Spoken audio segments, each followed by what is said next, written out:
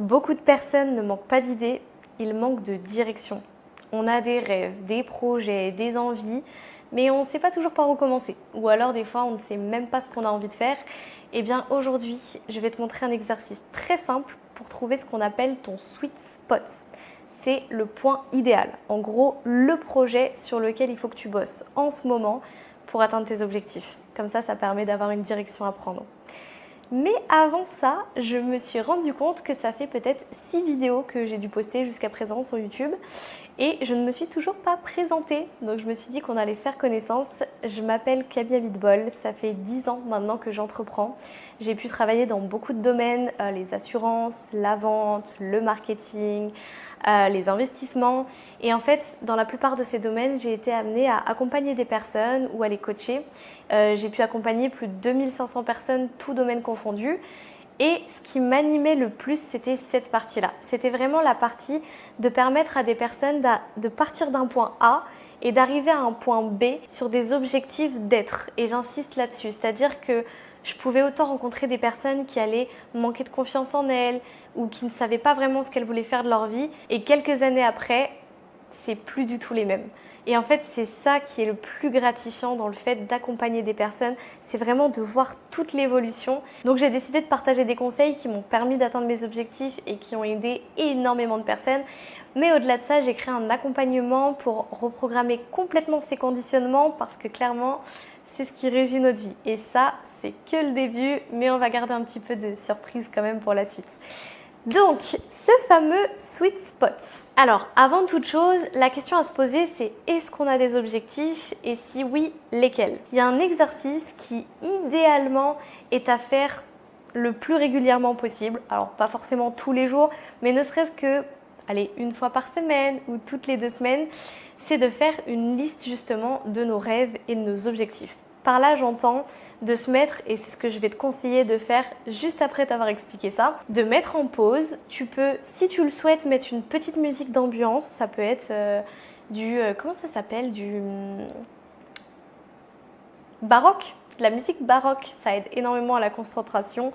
Moi, j'aime beaucoup écouter la lo-fi, mais n'importe quelle musique assez chill ou alors des musiques de visualisation, typiquement des musiques de films type Hans Zimmer, ce genre de choses. Ludovico Einaudi est pas mal aussi, après il ne faut pas que ce soit des musiques tristes non plus, mais voilà, mettre une petite musique d'ambiance, ça peut énormément aider à visualiser. Donc tu prends une feuille, un crayon, idéalement un stylo bleu. C'est quelque chose qui revient énormément, mais sur le cerveau, le stylo n'a pas le même impact. Et pourquoi un stylo? Pourquoi pas un ordinateur, une tablette, un téléphone? Parce qu'il faut savoir que dans le cerveau, quand tu appuies sur une touche, puisque toutes les touches, c'est le même geste que tu fais, ça ne va pas du tout avoir le même impact dans le cerveau. C'est pour ça que écrire est très très très puissant et c'est pour ça que beaucoup de personnes qui ont réussi dans la vie parlent du fait qu'ils ont toujours écrit d'abord leurs objectifs avec un stylo sur une feuille blanche, de préférence qui revient souvent encore une fois le stylo bleu, ça ne résonne pas pareil dans le cerveau, mais il faut savoir que quand on écrit, la gestuelle elle a un impact au niveau des schémas justement cognitifs et puisque tout part de là, c'est vraiment très important.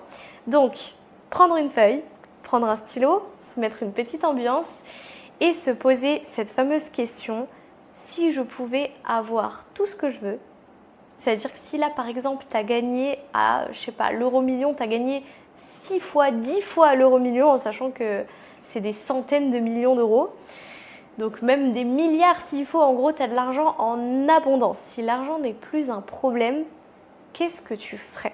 Quels seraient tes rêves? Quels seraient tes objectifs? Je te conseille de mettre pause à cette vidéo et pendant 5 minutes top chrono, tu fais ta liste. Bon, normalement, si tu as bien mis pause, si tu es une personne coachable qui veut des résultats dans ta vie, tu as du coup une liste sous les yeux. Déjà, première question hyper intéressante, est-ce que tu es allé au bout du timing? Il faut savoir que j'ai dit 5, c'est assez court. Je sais qu'aujourd'hui, les personnes ont de plus en plus de mal à se concentrer sur la durée, mais ça aurait pu être 10, ça aurait même pu être plus. La question c'est, est-ce qu'au bout de 5 minutes, tu avais fini d'écrire ou pas? Il y a des personnes, et très souvent, quand on fait cet exercice la première fois, on finit par saturer, entre guillemets, comme si on faisait un petit peu le tour de nos objectifs. Évidemment, ce n'est pas le cas de tout le monde, mais si c'est ton cas, cela reflète le fait qu'il y a peut-être, même fortement, des pensées limitantes ou des croyances limitantes. L'idéal quand on fait cet exercice, c'est que cette liste, elle soit infinie. Pourquoi? Déjà parce que ça débloque toutes les barrières dans le cerveau. C'est-à-dire que très souvent, quand on arrête d'écrire, c'est qu'on pense que certaines choses, on ne les veut pas ou alors elles ne sont pas atteignables ou autres. Je me rappelle d'une personne, moi-même d'ailleurs, ça m'est arrivé par exemple de me dire un yacht, c'est pas quelque chose que je veux. Je faisais la liste de ce que je voulais, j'ai mis beaucoup de choses, mais c'est vrai qu'un yacht, je me suis dit, un yacht en vrai, pourquoi faire? Bon, peut-être que le fait que j'ai un peu peur de la mer, ça jouait.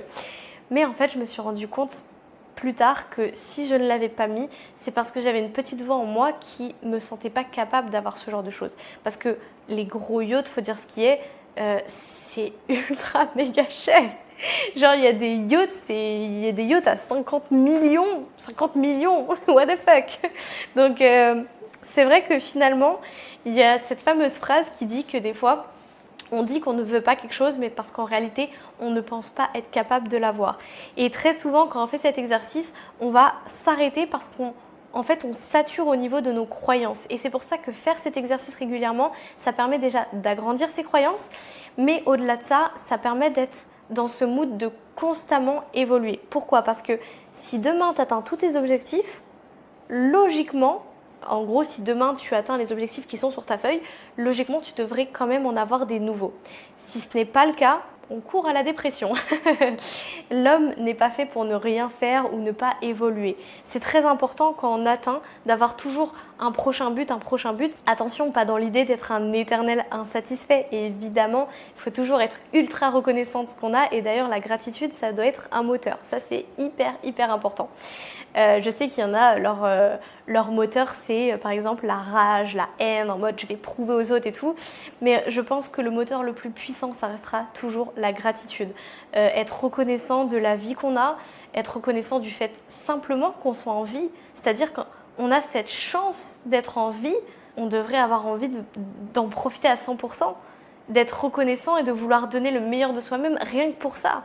Rien que pour le fait d'être en vie, d'avoir cette chance-là, d'avoir ce corps-là, dans cette vie-là, avec peu importe comment tu es, rien que pour ça, on devrait être reconnaissant et donner le meilleur de nous-mêmes, parce que c'est une vraie chance. Mais bref, tout ça pour dire que la gratitude, c'est un moteur. Le moteur, ça doit pas être dans l'ego de toujours vouloir plus, mais sans raison derrière.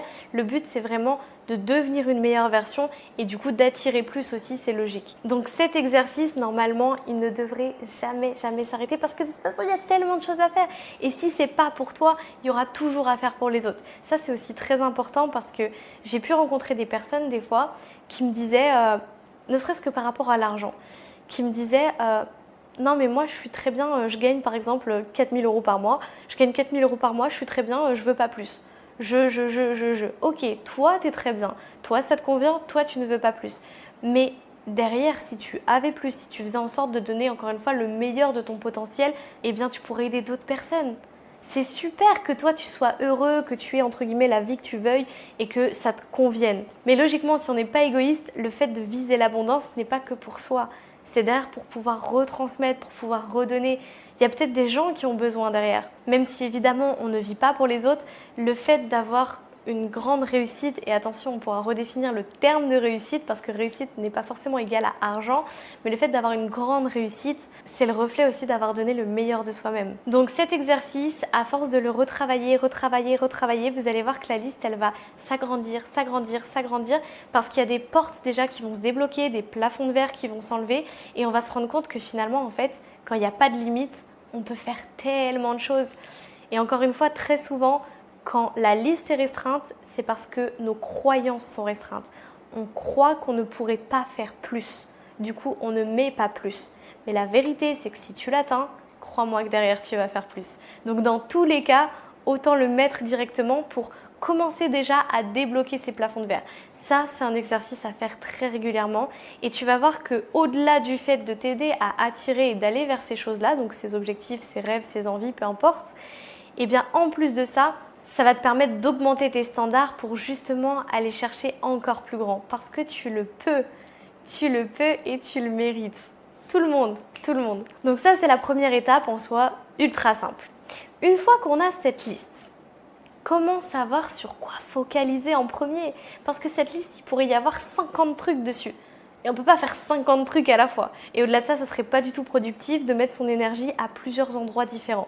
C'est très important quand on veut réussir dans un domaine de mettre un focus. Je ferai une vidéo que là-dessus parce que le focus en lui-même, c'est vraiment un sujet à part. Mais mettre son focus et son énergie au même endroit, c'est un petit peu comme si tu veux faire grandir une plante, il va falloir la nourrir quotidiennement. Il va falloir mettre beaucoup d'énergie dessus et c'est comme ça qu'elle peut grandir derrière. Et là, c'est la même chose. Il faut vraiment se focus sur son enfant, sur son bébé, sur sa plante, sur son projet, du coup, son rêve, l'arroser, mettre de l'énergie et c'est ça qui va permettre qu'il puisse éclore. Du coup, une fois qu'on a cette liste, comment savoir sur quel rêve, quel projet se positionner? Ça va être en 2 étapes et tu vas voir que c'est très simple. La première, tu vas prendre chacun des projets et tu vas mettre une note sur 10 d'à quel point ce projet t'excite. D'à quel point ce projet, il te rend heureux rien que d'y penser. De te dire, waouh, si j'atteins ça, c'est fou, genre c'est dingue. À quel point vraiment ça suscite chez toi de la motivation. Donc en gros, tu vas noter à quel degré tu as envie de réaliser ce projet. À quel point celui-ci peut-être va plus te plaire que celui-là, etc., etc. Donc tu mets des notes. Voilà, le plus fidèlement possible. Hein. C'est pas noté justement, donc c'est pas grave si c'est pas parfait. Mais voilà, normalement tu vas ressentir ceux qui vont le plus te donner envie en priorité. Et une fois que tu as ces notes-là, tu vas répondre à des questions.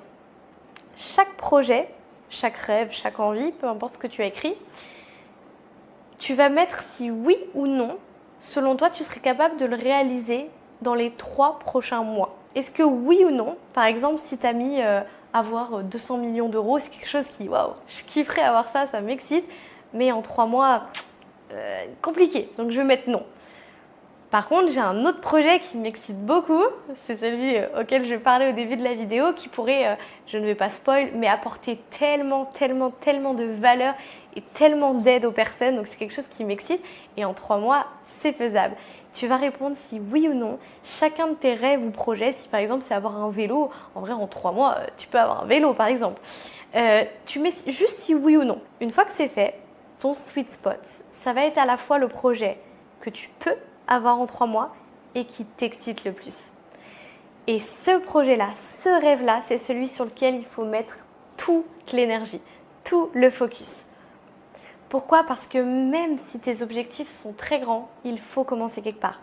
Comme on dit, step by step, c'est vraiment un pas à la fois, une bouchée à la fois. Et ça, c'est très important de le comprendre. Pourquoi? Parce que même si visualiser grand, et ça ne t'empêche pas de visualiser grand, c'est-à-dire que même si tu mets ton focus sur un projet qui te semble proche et accessible, donc que tu pourrais réaliser potentiellement en 3 mois, ça n'empêche pas qu'à côté, tu puisses continuer à visualiser la vie d'abondance que tu vas avoir avec peut-être des sommes extravagantes ou une vie vraiment incroyable, peu importe quels sont tes objectifs. Même si c'est d'aller dans l'espace, peu importe. Mais le fait d'accomplir des choses qui soient entre guillemets plus petites, ça va te donner justement cette confiance en toi, ça va débloquer ces fameux plafonds parce que tu vas augmenter tes croyances et petit à petit, ça va créer un mouvement qui va grandir pour aller chercher ces fameux grands objectifs.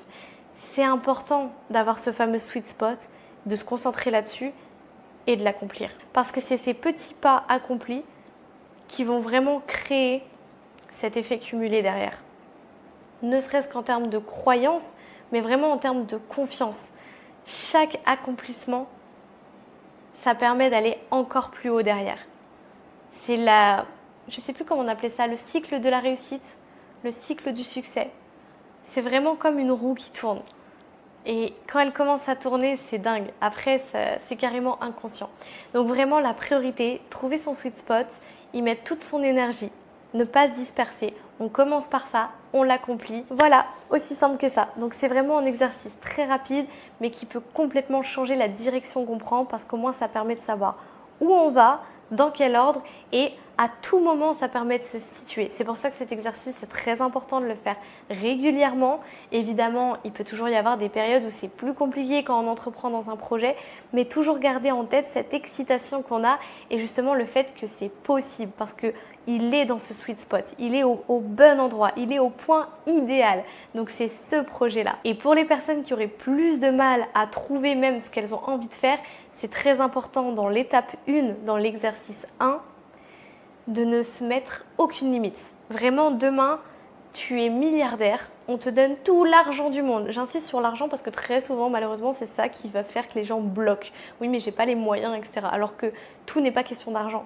Il y a des rêves, ça va être d'avoir un enfant, ça va être de... Il y a beaucoup de rêves qui n'ont rien à voir avec l'argent et heureusement d'ailleurs, heureusement. Mais si jamais c'est le cas, très souvent, c'est parce qu'on a trop de limites. Très important, on enlève tout ça. On se demande du coup, si je n'ai aucune limite, qu'est-ce que je fais de ma vie? Qu'est-ce que j'accomplis demain? Comment sont mes journées? En gros, je me lève le matin, qu'est-ce qui me rend heureux dans cette journée-là? Et je pourrais expliquer comment mettre en pratique des exercices encore plus puissants pour aller atteindre cet objectif-là. Mais au moins maintenant, on a une direction, on sait sur quoi focus. Donc j'ai envie de dire, let's go, hein. Il n'y a plus de temps à perdre. Bon, sur ce, je te souhaite une très belle journée ou une très belle soirée en fonction du moment où tu regardes cette vidéo. Et je te dis à très vite. Ciao, ciao!